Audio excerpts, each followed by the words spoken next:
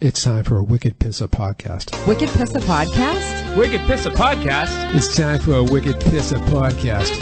Welcome to the Wicked Pissa podcast, a production of the Financial Planning Association of Massachusetts, intended for financial planning advisors.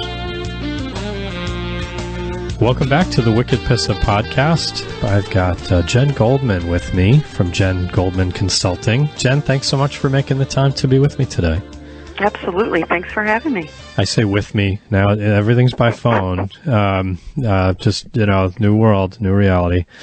Before we get into our topic, you had a great item that I think it was in my email box that I came across with tips about working remotely, and it was so well timed. I wanted to share that. But before we get to that, tell everyone a little bit about your business and the services you provide. So basically my business is my name, Jennifer Goldman Consulting, and I work with growing businesses that really want to improve the people, on their team and their client base. They want to improve the productivity, profitability, and they want to grow. And I've been doing this, you and I go way back, I've been doing this for over 15 years. After being an employee inside of companies and doing it for a long time. So yeah, well, that was where I was going to go next. And in financial planning world, you're well known as a powerhouse of great resource and wealth of information, and in all of those areas: people, productivity, profitability, and growth. So, thanks for making the time with us today. Let's talk a little bit. By the way, if people want to reach you. Google, you're going to come up? Yeah, just Google search me. Okay, yep. Very good. Yep. Share with our audience some of the things that you mentioned in your correspondence.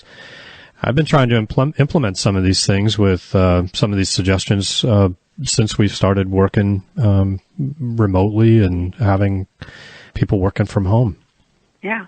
And just to preface, the suggestions I made, some of them are for managers of the employees at a firm. Some of them are for the firm owners to do. So they do kind of cross the gamut, just so you know. Well, I think, ultimately, whatever stage of the management, ownership, whatever it might be, worker, there's some principles that I really want you to share. And that is, this notion that we want to try to avoid isolation, even though we're trying to be distant, social distancing and so forth. That concept is what resonated throughout your suggestions. Yeah, absolutely. And, I'm going to go bottom up on some of these because I think what I said later in that email message is most important.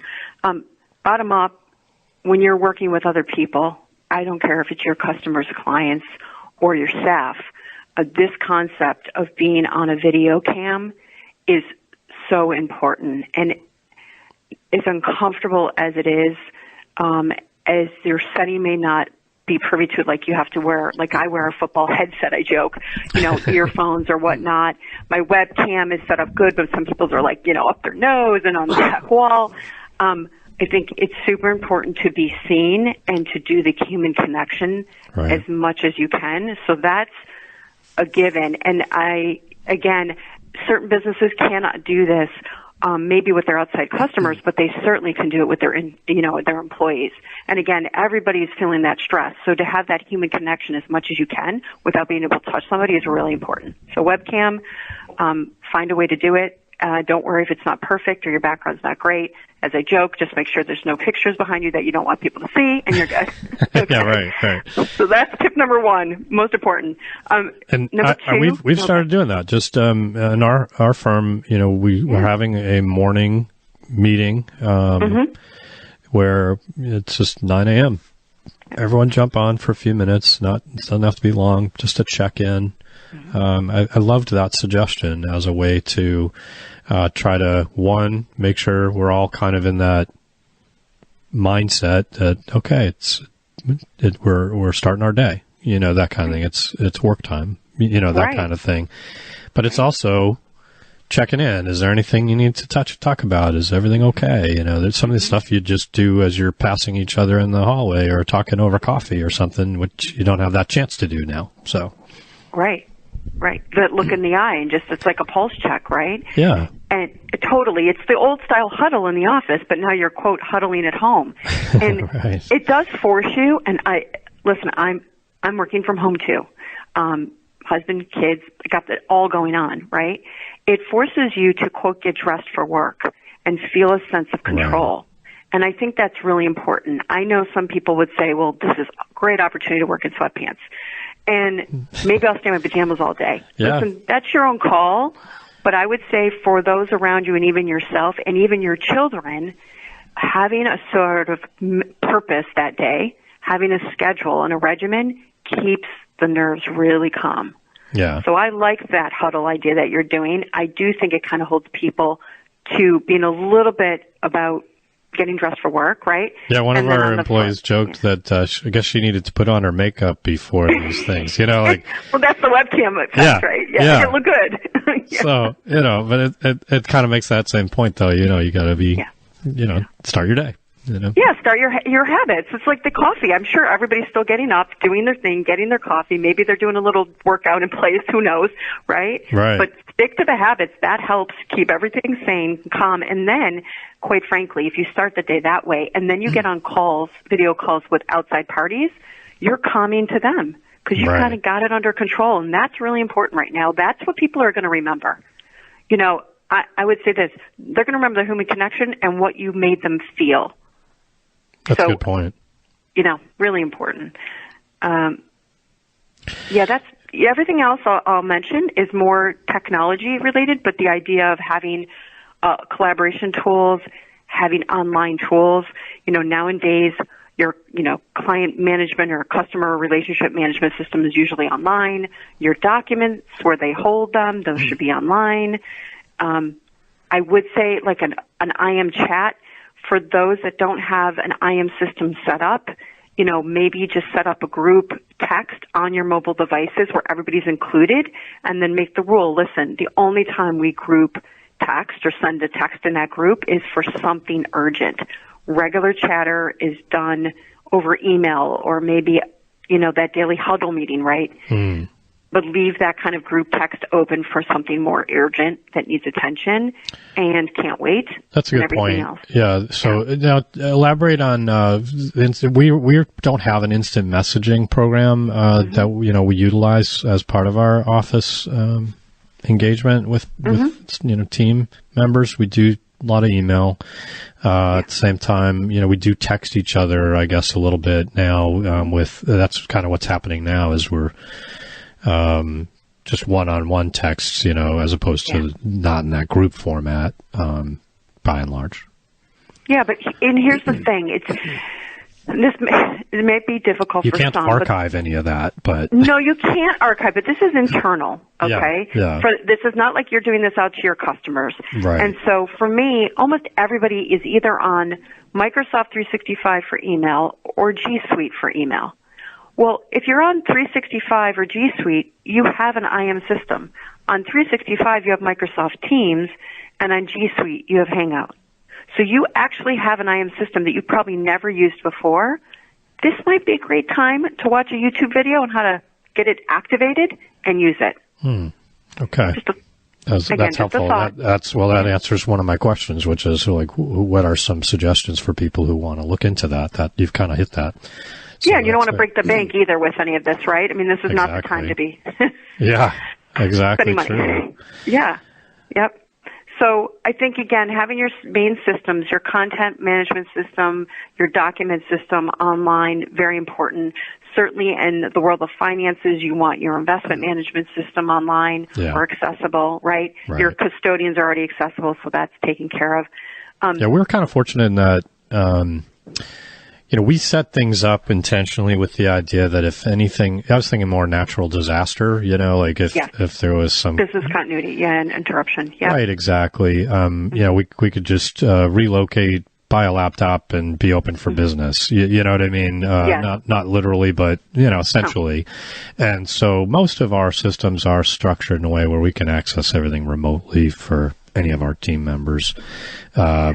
So in our case, that was done intentionally. Just God help us if the internet goes down. Well, we used to joke about it, and this is no joking matter, right? We used to say if somebody wants to work on a beach, that was the indirect way of saying if a disaster happened, or you were stuck with but again, you've done the right things. I think a lot of businesses have done part.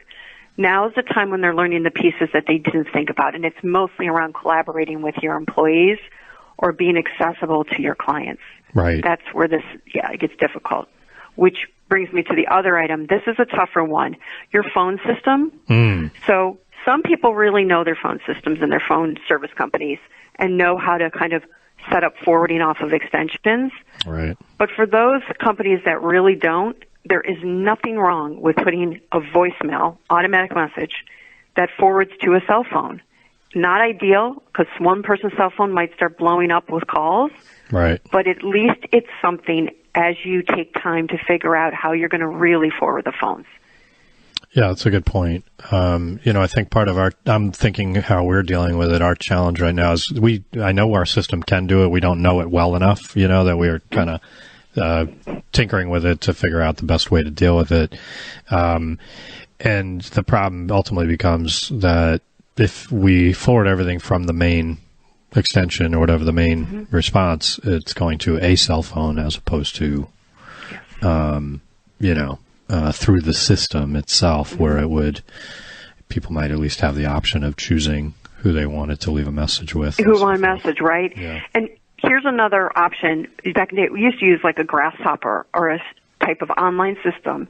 So basically you could forward your main number to call into the Grasshopper number. And then in Grasshopper, you can build out all the extensions, which are really just a forwarding to cell phones. Right. So you could build the back end while you put this interim step in place of just your voicemail saying, for this moment in time, please, if this matter's urgent, call this number. If it's not, please email us. And then change your email signatures. I think I might have mentioned that. They're really important as you're communicating and you're now remote. You might need to change your email signature to give a different phone number. Yeah, that's a good point. Or maybe even just a PS, here's a protocol item. You know what I mean? Like if you want to talk, we're going to talk, but we're going to talk on video or. Yeah, great stuff. And now, we were joking, I think you and I, before we got started about all these video conferencing. You think these, as the magnitude and the volume of this increases, that everyone who's trying to do video conferencing is going to suddenly not have the capacity because either their internet at home or whatever isn't big enough, or the systems themselves get overloaded. I think we're going to have some of that. Yeah, absolutely. I mean, again, we talked about a system that even schools are using. So at some point, there's going to be a little bit of what I might call bandwidth. I've noticed some companies are not doing video calls among employees all day long just for the huddle in the morning, just to save on bandwidth and leave it open basically for others to use that need it. Yeah. So, but yeah, again, you're going to see some blips and so forth, but I got to say, so far, so good. So, well, it's an evolving situation and changing times, and we all are trying to adapt to be prepared to deal with this. So some great tips and techniques. Jen, for people who are listening, why don't we share with them how they can, follow you? You have lots of things like this that you share from time to time. I know you said you're working on some videos as well. What would be the best ways for people to keep tabs on some of your great resources? Yeah, absolutely. I would just say go to LinkedIn and find me. It's Jennifer Goldman, and I pretty much pop up pretty quickly. Yeah. And just connect with me. I mean, anything that I'm posting, I'm putting through LinkedIn first, because, again, it's geared toward businesses, the owners, and the employees. Makes sense. So if you're just connected to me on that, you're going to be able to get information. And then from there, obviously, once you're connected, you can go to my profile and, do all your Google searching you'd like. Terrific. Jen Goldman, thanks so much for making the time. Thank you. Have a great day.